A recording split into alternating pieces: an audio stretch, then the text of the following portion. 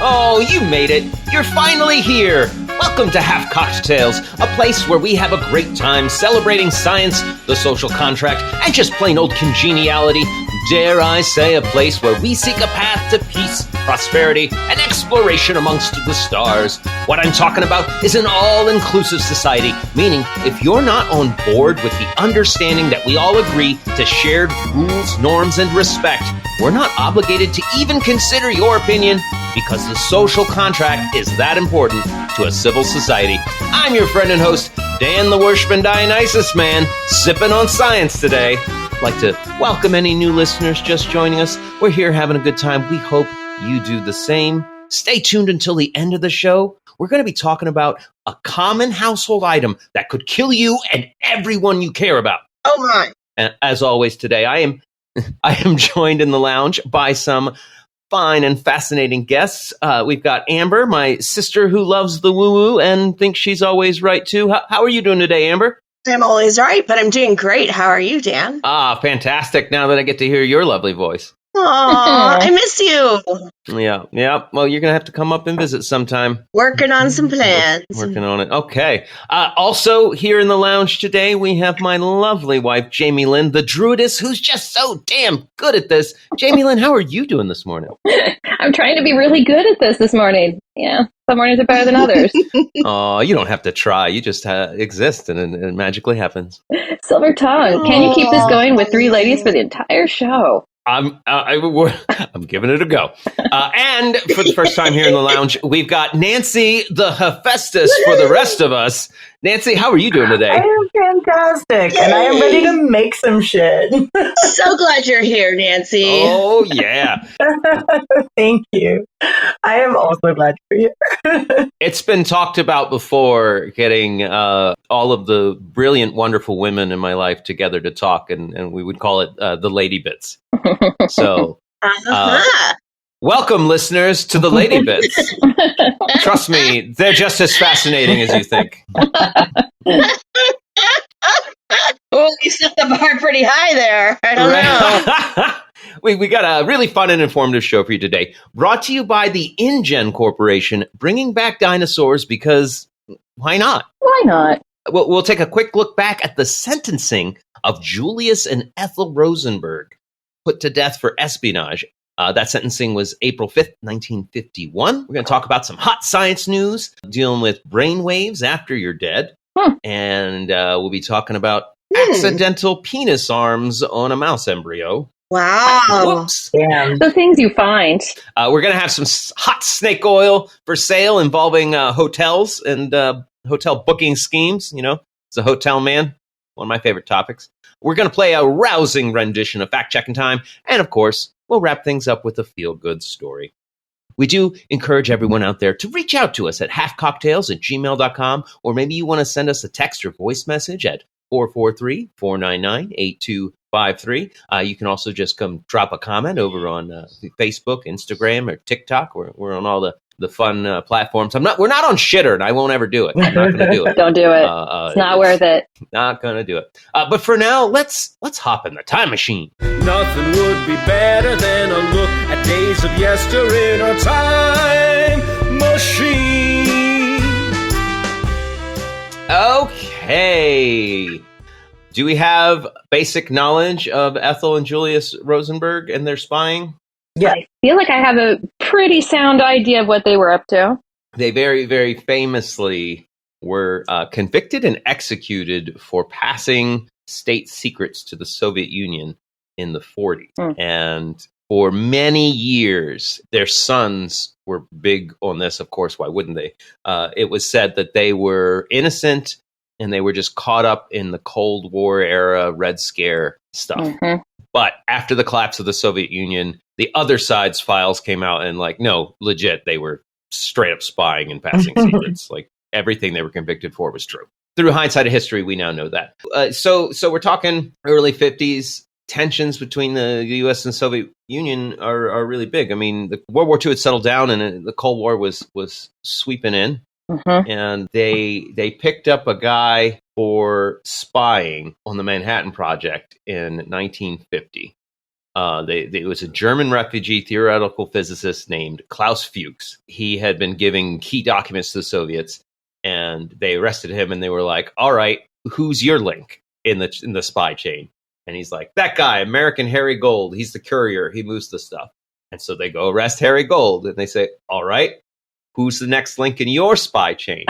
Oh, boy. And they go and they arrest a guy named David Greenglass. David Greenglass happens to be the brother of Ethel Rosenberg. Oh, snap. He also works at over in New Mexico at the nuclear testing stuff. Los Alamos. Los Alamos, yeah. So it was his testimony that fingered Julius Rosenberg. He they brought him in, and he was like, yeah. Who did it? My brother-in-law talked me into it. He sucked me in. Damn. And that's when they arrest Julius Rosenberg, who clams up and is like, "Nope, I ain't no spy." And they had all this evidence on him, so they were like, we need to get this guy to roll over on whoever his link in the chain, right? Because that's what you do when you're uncovering a spy ring. You follow the trail, right? Because that first guy, Klaus Fuchs, had nothing to do with Julius Rosenberg. They were separated by many people, but they were all part of the same ring, right? Yeah. They couldn't identify each other. They got some testimony from David Greenglass's wife about Ethel being a part and typing up the documents. So J. Edgar Hoover, who was the head of the FBI at the time, is actually quoted as saying that proceeding against the wife will serve as a lever to make Julius Rosenberg talk. So initially, the government arrests these people, and their whole thing is like, we're going to make him roll over on the next person, and he wouldn't do it. So they said, "All right, well, we got evidence that your wife did it too. We'll arrest her." So here you go. Now are you going to talk? It's not looking good for her, and he's like, "Still won't do it." And she's like, "I ain't talking." So finally, they were like, "Okay, well, the penalty for treason like this is death," and they're like, "Do it." Wow. I mean, they were trying desperately to crack save their skins. But the one thing they would not do is admit they were spies and roll over on their handlers. Wow. That's dedication. Dedication to the Soviet Union. So on April 5th, 1951, they were sentenced to death. Damn. Wow. And that sentence was carried out. The grand jury stuff was sealed for years, so people really did speculate. They're like, they were just innocent.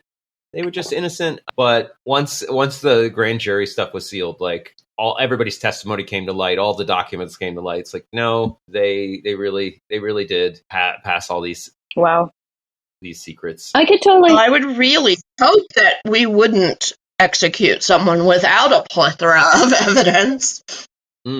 Yeah, well, and they were, these guys were really worried that our secrets were getting out, and sadly they did go after a lot of people for no reason, and just destroyed their lives. Yeah. A lot of people all over the world lobbied the U.S. government and Eisenhower to not kill them. The Pope several times. Einstein met with Eisenhower a few times to be like, don't put these guys to death. Because they were both Russian Jewish immigrants from New York City, a lot of people felt it was just straight up anti-Semitism. Yeah, a lot of that played into it, and there was a lot of assumption that they were going down just because they needed that scapegoat and being Russian, but also Jewish. Right. Yeah. Good target. Picasso was part of the campaign for clemency. Jean-Paul Sartre, the philosopher in France. Frida Kahlo. Dashiell Hammett, the author. Diego Rivera. Wow, that's a lot of really renowned people. That's crazy. Yeah, right? They were all like, don't put him to death. Don't put him to death. And I wonder if it's that case of having to make an example, like your story of the soldier who disappeared, and they have to make an example, and they're like, nope, sorry, execution squad for you, because they didn't need to kill them. No, I agree. No, it served no benefit. there's no what's the benefit to putting these people to death? Is it like you say, Jamie Lynn, like is it just to deter future spies, just to prove that the penalty does exist? Yeah, well, and that could be, they were terrified that their secrets are going to get out, and that was height of Cold War, and you've got everyone thinking they were going for the hydrogen bomb at that time, a super bomb.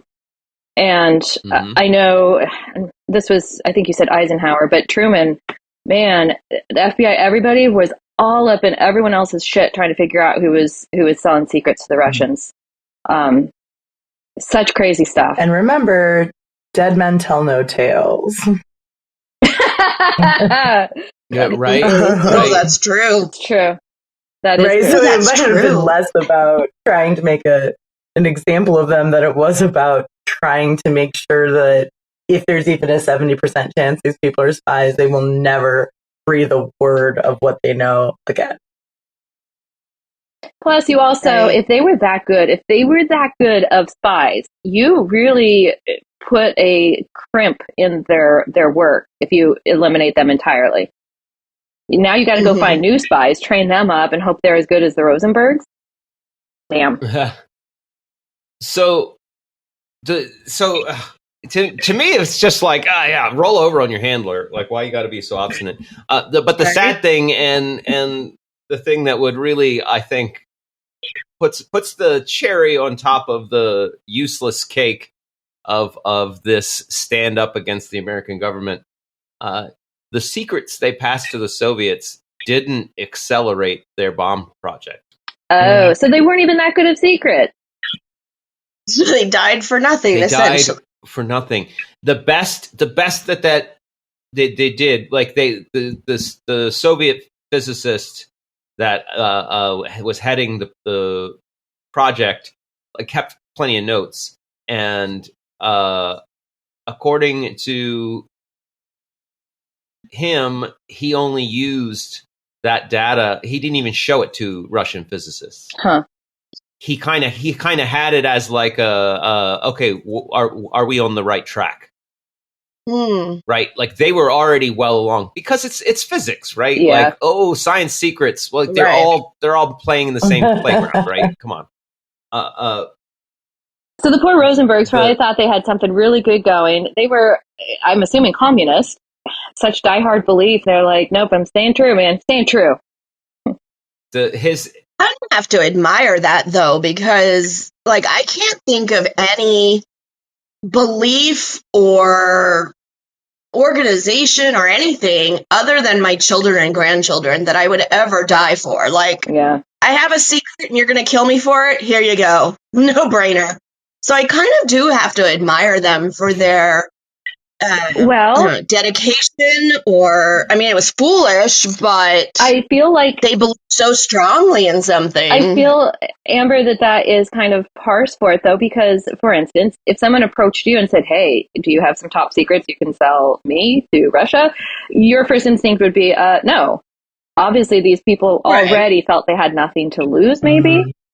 And it's true. I don't know. It's like, true. what convinces you that, yes, I'm the person to do this fight? Like, you have to, they probably really believed communism was better, or that the United States was doing something awful. Right.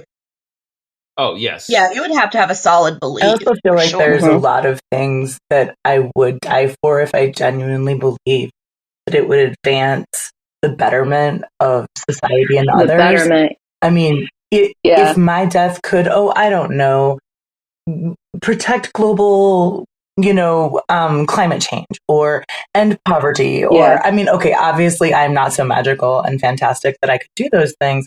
But my point is just that there are definitely things I'd be willing to die for as a part of a belief structure.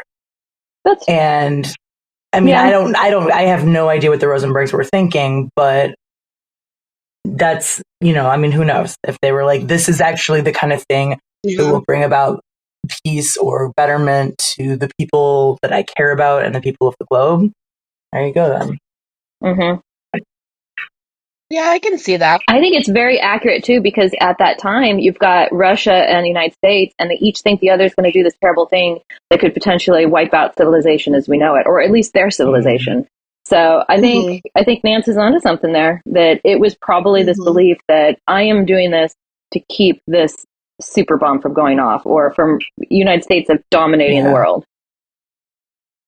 Right. Yeah, that makes sense. Well, dead men tell no tales. We may never know. Dead men tell no tales. So, yeah, I mean, we can glean a little bit from their background. You know, they grew up the Lower East Side of New York. He was an electrical engineer. I mean, he was in contracting. He got all of those, you know, connections were legit from his own efforts. So he's a really smart guy. I think it was just that misguided. Like I don't think they thought that they were hurting America. I thought that they were helping that greater cause. Like people believe Russia and the Soviets when they say things. Right. So we're seeing a little bit of that today when Russia comes out and says, you know, there's a bunch of Nazis in Ukraine, and then we see a bunch of people in America being like, well, those damn Nazis in Ukraine. It's like, wait, why? The Russians are really, really, really good at, like, I think they are better than Americans at understanding and applying propaganda. Oh God, yes. Oh yeah. Oh, for sure. And I think it's really easy to look at it through that lens and be like, oh, Ethel and Julius Rosenberg, they just believed what they were told from the Soviets, just like the Russian people. It's really good stuff. Oh, no, you're doing this for the betterment of the world. And it doesn't make them ignorant or weak. It's programming, long, consistent, years, decades long programming, which is the same function of religion, and we've seen how effective that is. You make an emotional choice to buy in, and then everything from then on out just tries to justify that choice. I'm part of this church. It doesn't matter if it's been proven wrong through logic. Right. I already made this choice, so I'm going to keep arguing for it. That's what faith's for. Faith is the catch-all, so I don't have to pay attention to things that invalidate my beliefs. Or critically think about them. Or critically think. Right. So they bought in at some point. We're like, Russia good, America bad. And from then on, it didn't matter what the evidence was. Like that point was never it was never re-examined, right? They never used critical thinking to re-examine that emotional choice. And that can be really, really tough to do for anybody. Oh, for sure. Anyway, let's move on. Let's talk about some current news. It's time for some news. Do we have on deck today? From our point of view, we'd even be glad if we could have a laugh or two. It's time for some news. All right. Apparently, researchers were looking at a brain as it died with some advanced imaging, and they found activity in brainwaves 15 minutes after the person had died. Oh, wow. Interesting. Yeah. It was an EEG they were doing on an 87-year-old man as he died. He was an epileptic. And when they looked at his brain waves, they found an increase in gamma oscillations. And what are those? They, which are technical rhythmic. Word. They're like a rhythmic pattern of brain activity, right? At specific frequencies. Gamma oscillations are considered high frequency brain waves when we use for use in various stuff like perception, attention, memory, consciousness. They have a specific range to be gamma, 25 to 100 hertz, and they're thought to arise from groups of neurons coordinating and firing so together. There wouldn't be conscious thought associated with that process. It would be more like the remnants of the electrical activity in your brain. Well, they just don't know the difference. All I'm hearing here is don't talk shit about your loved one in the next 15 minutes. Yeah. After they pass. In the next 15 minutes. Because that's going to be the last thing that they take into the ether with them, possibly. Don't talk shit. If you've got like abnormalities in your gamma oscillations in your brain, it's often linked to schizophrenia, Alzheimer's, epilepsy, even autism. The autistic spectrum is they find dysfunction in the gamma oscillations.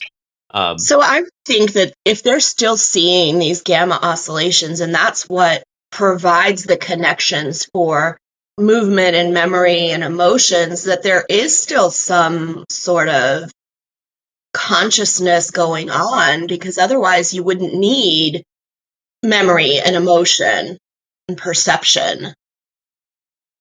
Like the brain doesn't need that without, I don't know, like the soul to interpret it, I guess is what I don't know, maybe, and maybe it is just remnants of the chemicals as they decrease and wink out. I don't know, but it's certainly very interesting to think about. Well, as a materialist, to me, the concept of the soul in my head is embodied by the physical energies inside. So brainwaves and electrical activity would be the closest thing to a soul that I would point to. Like, oh yeah, yeah, I agree. And I think there's no evidence of that. Yeah, and having brain activity like that, those last gasps, like people often come out of like say their surgery and they're like, I saw the light. I saw it at the end of the tunnel. Like they're consistent reported experiences and near-death experiences. And having some sort of process where the very last thing to happen to you as you die is in your brain and a piece of consciousness makes a lot of sense to me. Yeah. In fact, I remember, I didn't research this. This is just from my brain. They say the guillotine. They say people would often have a few seconds after being beheaded where like they could have, they would change their facial expression, right? And or blink or look around. And it's like, oh, that's got to be a really, you can never disembodying situation. What was that like? Disembodied. Feel a little disconnected. Oh wow! Oh, good stuff. Sorry, that was dark. That was bad, Amber. Bad. It kind of makes sense because sorry, I just got a quick thought in there.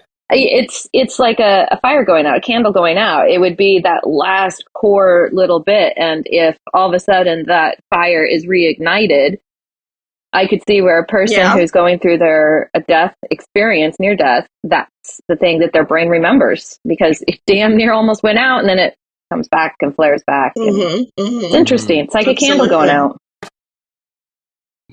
Yeah. And they don't have a giant population size for the study, but a different. How do you volunteer for that? Well, yeah, that's just it. This guy was like an epileptic, and so they were like he volunteered, and they were like, I don't even think he volunteered. I think he was just in getting his EEG, and he happened to die while they were doing it. Wow. Because he was epileptic. But another study found that, but it was they were only looking at 4 people, and they died of heart attack while under EEG monitoring, and 2 of them had an increased heart rate along with this surge of gamma wave activity. So I don't know if it's cynical of me or the science in me or none of those things, but it sounds a lot like just a typical physical reaction to a living thing dying. And it doesn't seem like there is consciousness attached to it. It's more like, you cut that up the chicken still runs around for a little bit. Like, Right. True with humans, twitching. They're moving a little bit. They're changing their facial expression. They're, who knows? I mean, I'm definitely the first to say, show me more evidence and I will change my mind. But as of right now, it sounds a little bit like it could just be a natural phenomenon, not necessarily associated with awareness in the person. The only correlation, and the woo-woo in me, yeah, the witchy woo-woo in me says that, thinks about the cardiac patient you were just talking about and how the heart rate spiked first, and part of me wonders if maybe like that person was afraid of death and their consciousness was starting to see that they were dying and was reacting to it with that initial fear reaction, and that made the heart rate go up before they died. But I don't know, it's one of those things that we'll never be able to concretely prove that, these energies that we can't see and what happens to us after we die. Like, that's what the age-old debate and discussion, like what does happen as we die and after we die. And I don't know that we'll ever be able to pierce that scientifically prove that. Yeah. So sometimes we do have to just take things on faith. Oh, yes. No, I don't think if you need faith to explain anything. Wrong show. No, Amber. That's why Dan has me here, though. I have to poke a little bit. The woo is welcome because it's great conversation. I don't think you need any woo to explain that. You're just talking about emotional processes being linked to that individual's experience. But back to Nancy's point, the thing that links and makes this consciousness and awareness is that's where we find gamma oscillations in the brain, right? If this was just a leg twitching, nobody would be like, the leg's still alive. The leg's still experiencing, but no, it's just because it's specifically this type of brain activity. They're like, well, this we've got nothing else we could point to that would ever be closer to proving you could be still conscious. Like, what else would what else could we find to demonstrate that? Well, and we are such a species, a mammal that takes in every bit of our surroundings, and typically our brains are just information collectors and are very aware. So to me, not to side too much with the woo-woo side, but I feel like we are so conscious that there's going to be a slipping away of that consciousness. And it doesn't surprise me that you see it flicker out, per se, or be aware of it flickering out, perhaps. Right. I hope it's some sort of very comforting, womb-cradling, warm experience for everybody, no matter how they died. That 15 minutes after the body has ceased to be, I'll hold out a little hope that that's everybody's. Gets to go through those memories, and like the life flashes before your eyes and time dilates. Oh, that's very cute, sweet Dan. I like that. I would like to believe that. Unless you're a terrible person, and then I don't know, maybe then you get happy thoughts out of being your terrible self and reliving all that. Maybe at the very least, if you're a terrible person, you get to relive and understand why from a different perspective and understand why you were a terrible person. I don't know. I don't think the brain's. I don't think that's going to happen. I don't think the brain's that good. No. I think personally, I think that happens, but not as we're dying. It happens, as we review our life on Earth with our spirit guides and decide what we're going to do better next time. That would involve a lot of self-awareness, and that would be beautiful. Definitely not there yet. Well, I definitely think that the soul has more self-awareness than the brain, than the body that we're in right now. I think you think that there's an energy separate from your body that has its own awareness? In a way, yeah. I think so. I think the soul operates on you know what? Different planes. I've got 10 of them. That I'll believe. Yeah. And I love every one of them. And my 10 are bigger and better than yours. This morning, so much lovey-doveyness. Yeah, it gets a little crowded around here, Amber. That's all I'm saying. right. As fun as that is, but obviously you can't ever measure that. But what you can measure is brainwaves, and apparently they're still happening 15 minutes after death. There you go. Before we talk about snake oil today, I'd like to take a moment to talk about the amazing gift shop over at halfcocktails.com/shop. Yes, I love shopping. Have you ever opened up your closet only to find it empty? Time and time again. Have you ever walked outside and realized, hey, it's cold. Why hasn't someone invented something to keep me warm? Half-cocked scientists have just released a game changer. They successfully created branded t-shirts and hoodies in the Half-Cocked laboratories. They didn't stop there. They did hats, magnets, even canvas-wrapped wall art. And I know some people might not like you.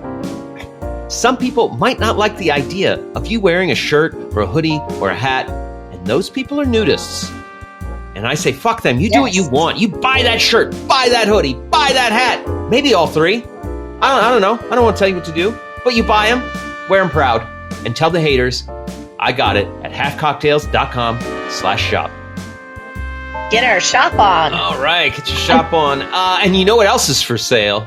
The finest snake oil this side of the Kuiper Belt. Tell us about it. All right. Snake oil on sale for me. Nothing but snake oil, and it ain't free. I'm always a little nervous. Can I just say I'm always a little nervous with these because I'm afraid you're going to bring up something I bought. It's inevitable, Amber. It's inevitable. But see, that's why we have you on, because then you can argue the validity of it. No, we're all susceptible because we're human, and they scammers target the worst of us. But this particular scam, I hope it doesn't catch on. It's coming out of a hotel in Canada, and it might catch on because capitalism. Hooray! Hooray! It's good for everybody. They are now charging a housekeeping surcharge, which includes money that's going to be distributed to the housekeeping team, as well as some money that they keep to offset the costs of them collecting this money to distribute to housekeeping services. So they're taxing your tip?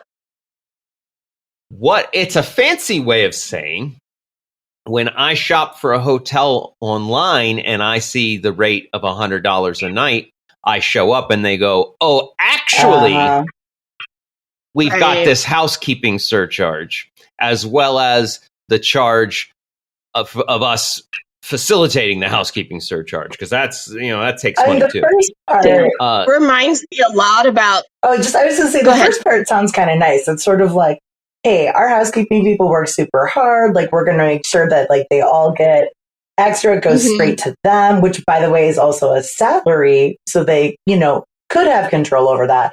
But it's the charge to make the charge that one really gets to me.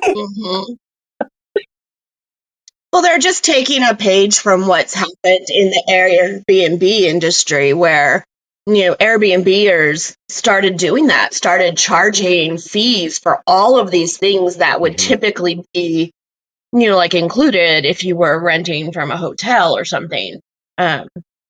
There's been a lot of backlash about Airbnb owners tracking on all these fees. I often will talk up hotels versus Airbnbs, and this is an instance where, and like you're saying, they got it from Airbnb, and now hotels are following suit. I'm like, oh, God damn it. Yeah, well, hey, more money. How can I squeeze every last drop of money out of here? Oh, surcharges.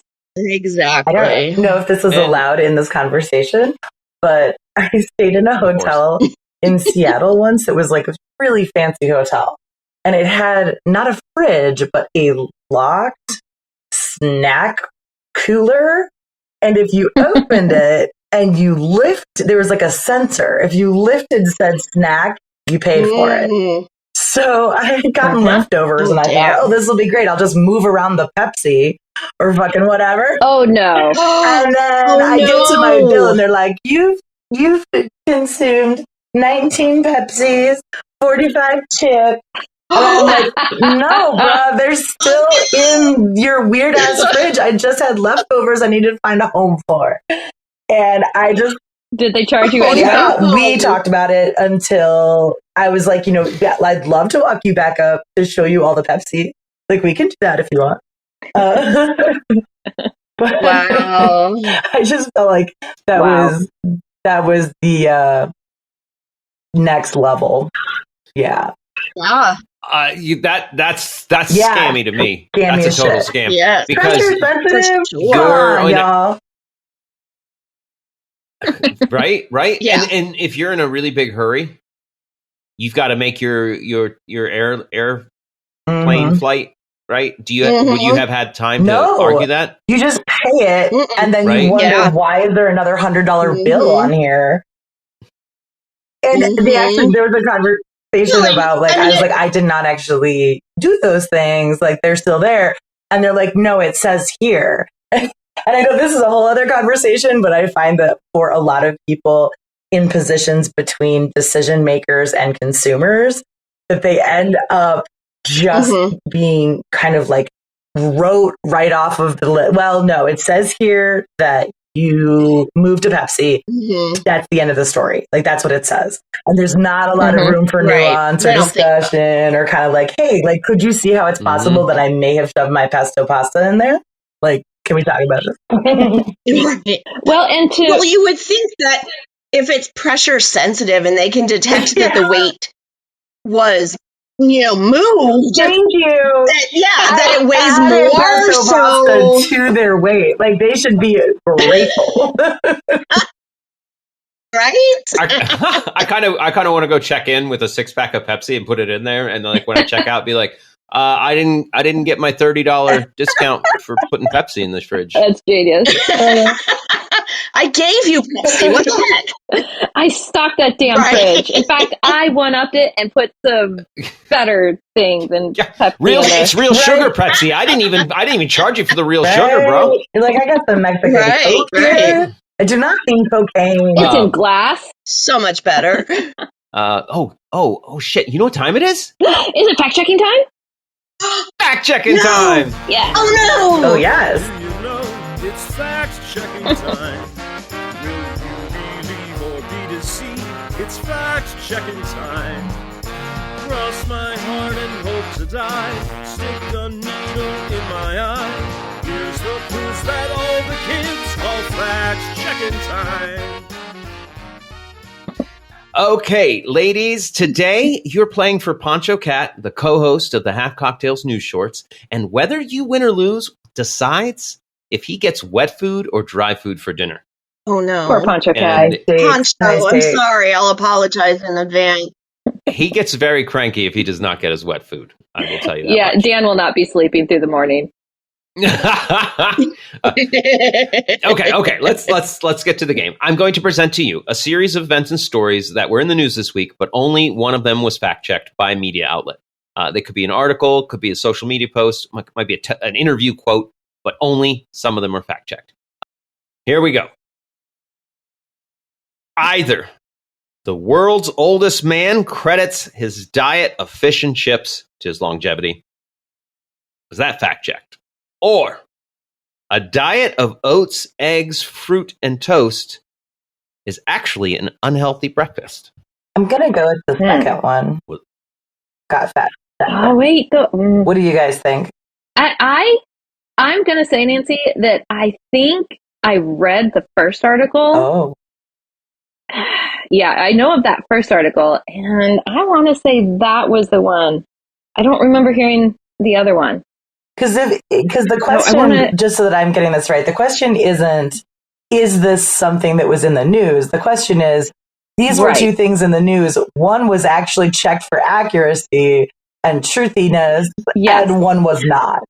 Yes. Yes. Okay. Correct. That is the game. I can't remember where I read that news article. I want to say it was reputable, and I would assume they fact check it. And wouldn't we want to fact check some guy living old because of fish and chips? I mean, yeah. But I feel like the second one is one that people would want fact checked. Like, I don't know. See, Amber, I do that all the time, and then I get it wrong. So trying not to go with the gut. It's true. I always get it wrong too, but I don't know. Nancy, it's coming down to you. Pick one. Yeah, I mean, I just feel like you got this dude. He's got his fish and chips, and I'm asking myself this question: how the fuck do you fact check that?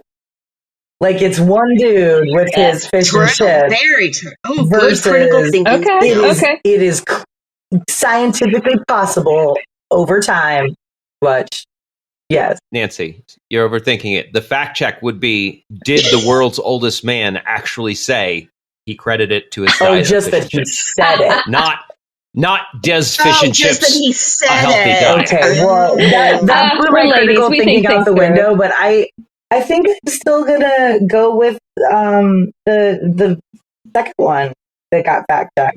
The breakfast. All right, that is correct. Woo! Way to go, Eggs, man. fruits, oats are not an unhealthy breakfast was a claim made on an Instagram reel, and it got fact checked, and it is not true. He took studies that were like on eggs, and we were like, well, here's all the unhealthy things from eggs, and he took studies from oatmeal, and he's like, here's unhealthy things from oatmeal, and like lumped them all together. And was like, see, it's a bad breakfast. Put it in the blender and had at it. Oh, gross. Got it. Yeah, dope. Okay, all right, 1 for 1. Poncho, it's looking good, buddy. I got you. Looking good. I'm gonna try. All right, let's either the bird flu has hit the largest chicken egg producer in the U.S., or lab-grown chicken is now being sold in grocery stores. Ooh, which was fact check? Both of those would be fact checkable. Okay, so I'm leaning toward the first one, but the second one is going to take money out of one person's pocket and put it in another person's pocket, which means that it is something that they might want to test the veracity of. They might be a little concerned about. Right, they might be more concerned about that because there's money involved. And I think you might be right on this. Well, I want to believe that they're going to be concerned about bird flu, right, but we all know that's going to happen. So right. But they did. I do remember reading something lately about how the bird flu is back. It definitely is. But I don't know that we would necessarily need. I don't know that needs to be fact checked. Because we assume it's going to happen. Somebody out there claiming fucking bird flu just hit our largest egg producer. Yeah, I feel like that needs to be fact checked, like left, right, center, up and down for fucking sure. But the question I guess we're faced with you don't think it was? Was that done? Is that really what we hear? Exactly the nature of the show. Was that done? Okay, so which one are you? So you're going with lab-grown chicken is sold in grocery I'm going to stores. go with that one being fact checked. I agree. I have no opinion. 2 for 2. Poncho is definitely getting wet food tonight. I like having Nancy here. She's good at this. The problem is Nancy and I think too much alike. Totally so true. I'm gonna have to get Ron to come up with the ones if she's coming over. I should bow out of this. Actually, no. Poncho specifically told me. No. Poncho was like, "I'm gonna need you on my team." Through surgery. Yeah, he went through surgery. He's currently sleeping in a sunny window, and he's listening very carefully. Very carefully. Yeah,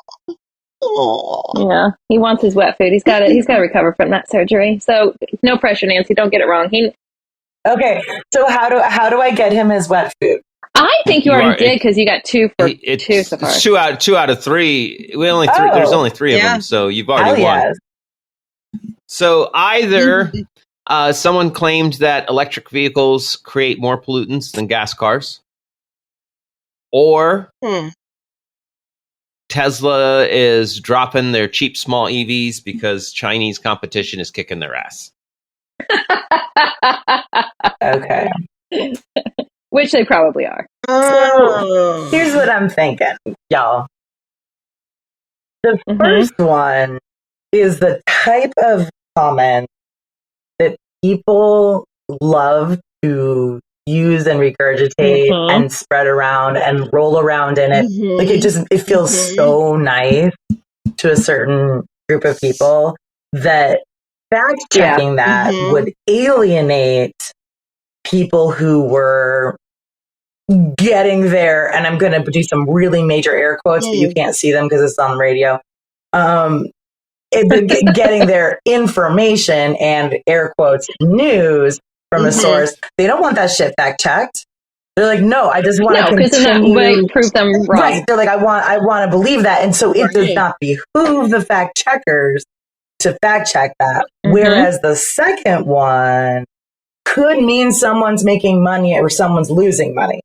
And it comes back to the money. It comes back Musk to the money. said, I know. And again, I'm going with the second one, although this is for Poncho, so I need you all to weigh in. Okay. I think it would just be like Dan to make them all the second choice just to try to throw us off. I was just about to ask you which one was the second choice. The Tesla losing their part of China. Okay, yeah. Musk saying China's kicking our ass. I'm out. No more cheap EVs.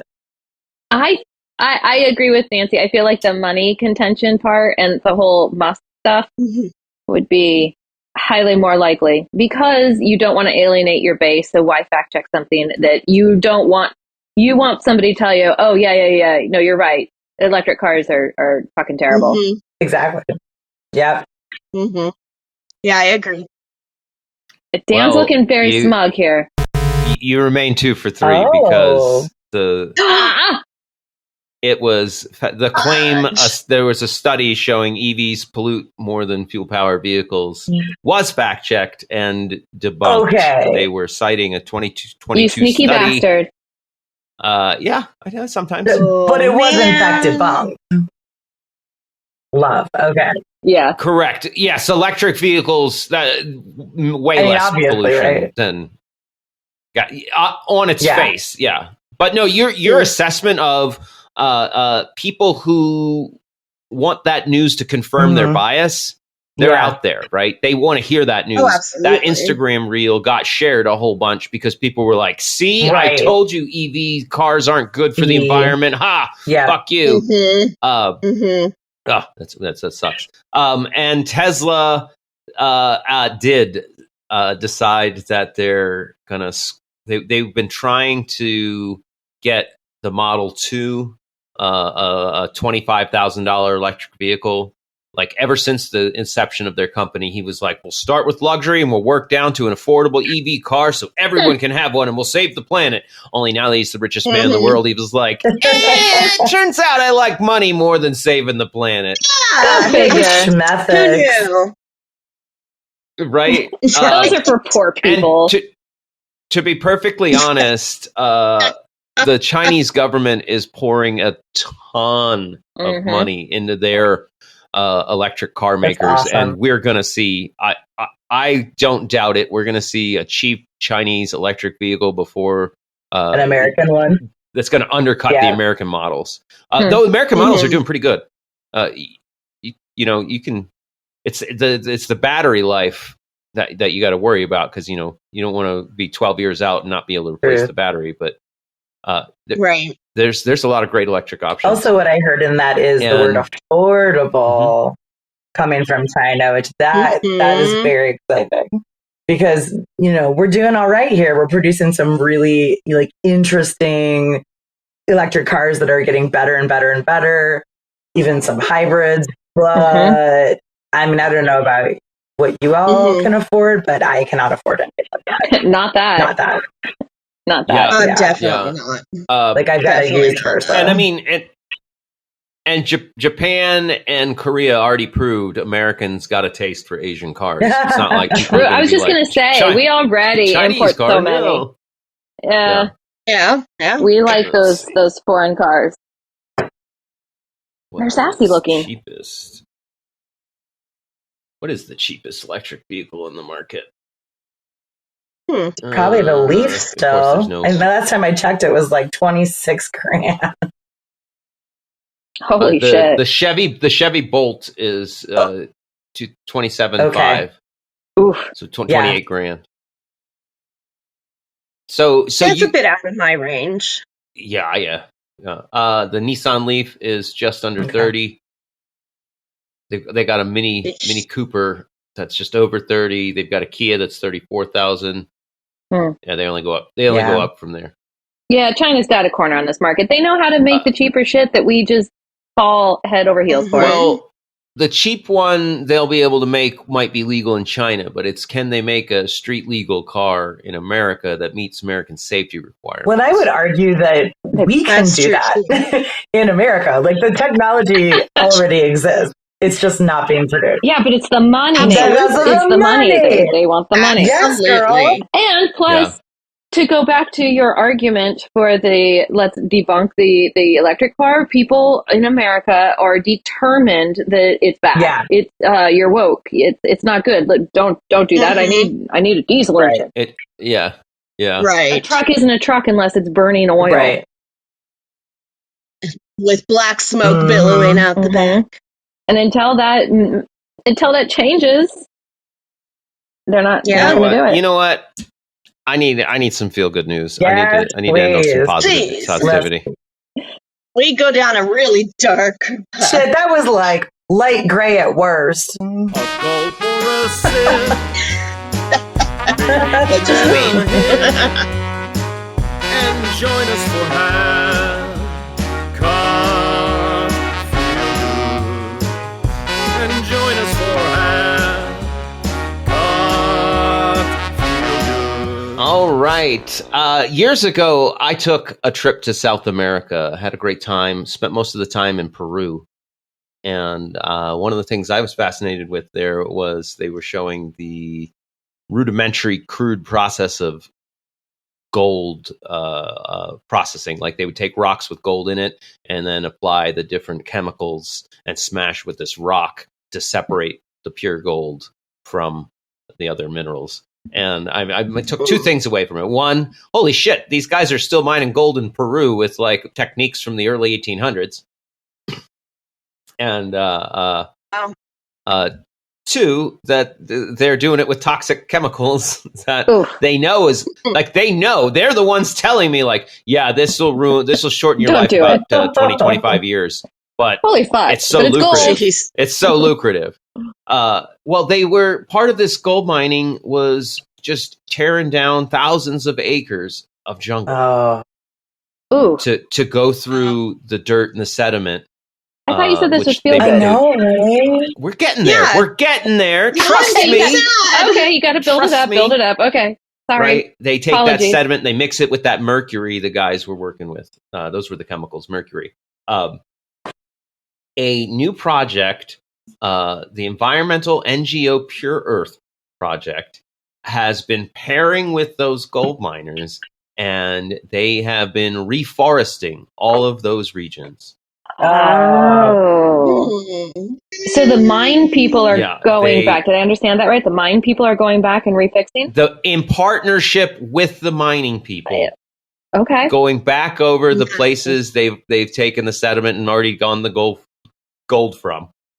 And reforesting those acreages. That's amazing. Hot damn. That's really cool. Yeah. So they're taking responsibility. Are they still using the same techniques to mine, or are there other ways? Yes, they still use toxic mercury down in Peru. Yes, absolutely. Okay, but we're reforesting. So they'll fuck up an area, but then go back. It's just way cheaper. I said, so they're going to fuck up an area and then go back again. Okay, no, I'm sorry we fucked it up. Let me reforest it. Oh, but then I fucked up this area. Let me go back, reforest that. Hey, it's better than most mining companies do. True. Very true. 1,110 acres of land. Talking to a local miner, it feels good to see the forest grow back. Yeah. We don't want to deforest. When we had the opportunity to let the forest grow back, we took it. It's much better this way. So from the gold miners' perspective, they were like, right, they're already killing themselves with mercury poisoning to and when I talked to them, like literally, I talked to men who did this. I was there myself. Dan Leeson, firsthand account. They were like, I can make so much money doing this that while I will die, I'll get fucked up, I'll go crazy. My family will have enough money to like go be prosperous. Like I make this sacrifice for my generation so that my kids can go own a business in the city. Right. There's that sacrifice you're talking about from the Ronsenberg. There's the sacrifice. Yep. And we come full circle. Come full circle. It's almost like they my interpretation would be like they're seeing this deforestation as part of the sacrifice, and now when a group has come along and given them the tools to be like, but we can at least fix what you did, they're like, oh yeah, no, sure, let's add that to the list. I don't want any forest. It's just a byproduct. Just like I don't want to die, but mercury is so cheap to get this gold out of this sediment. Right. Yeah, it's weird. They had this giant fucking wheel stone that they would roll and like almost crush the mercury and the dirt together, and like I didn't look this up, it's been a while, something like the gold and the mercury bond and then they re-separate it later, and then so it's just bizarre, and but it's pure. It totally works. It's like the ancient method. Like if you ever wonder how our ancestors were getting gold, it was just mercury and heavy stones. Isn't mercury what made the Mad Hatter go mad? Yeah. Oh yeah. Absolutely. What a fun, feel-good Mercury thing to end on. Oh boy. Hey. Well, I know when Mercury is in retrograde, it really fucks you. Nice. Way to go, Woo sister. Bring it right back around. All right. All good things, sadly, do have to come to an end. Thank you, ladies, so much for joining me today. It's been so great having you. It's been fun. Love it. Before we close it down, I need to thank the InGen Corporation, because a big business should be able to build as big a monster as they can. InGen. Looks like, sadly, we just don't have any time left to talk about the common household item that could kill you and all those you care about. Sorry, folks. Sorry. That's on me. Sorry, we just talk too much. Next time. If there is no next time, it's because you know that we all used that whatever this item was, and we're all dead now. So there will be no next time if we're using it. Nice end. That was a nice end. Very good, Jamie Lynn. If we're all here next week, we know we're safe. I do need to give a shout out to science, congeniality, and the social contract, making society better than anarchy for many of the last thousands of years. Ladies, any final words, thoughts, or goodbyes before we go? Plant a tree. Hug a tree. Ooh. Paint a tree. Oh, there you go. There you go. And I will say puppetry. Wow. Yes. Wow. That's a thinker. Okay. You're voted off the island. Crickets. I'm sleeping on the couch tonight. Yeah, okay. Have a wonderful day, folks. Might have gone just a little too far. If you had a good time with us today, you know what to do. Tell someone that needs us. You can find us over at halfcocktails.com, on TikTok, YouTube, Instagram. If you're in a giving mood, you can even go show your support over at Patreon. We'll have all of those links in the episode description. Also, check us out, halfcocktails.com/shop. Buy some cool merch. Thanks for stopping by. Go out. Be well. Now things are ending. It's time to go. No more to get through. Thanks for listening. That's our show. Ain't affectation. We're just leaving you half-cocked. Half-cocked. We had a good time talking today. But even best times, eventually they fade away. Ain't adjuration, we're just leaving half-cocked.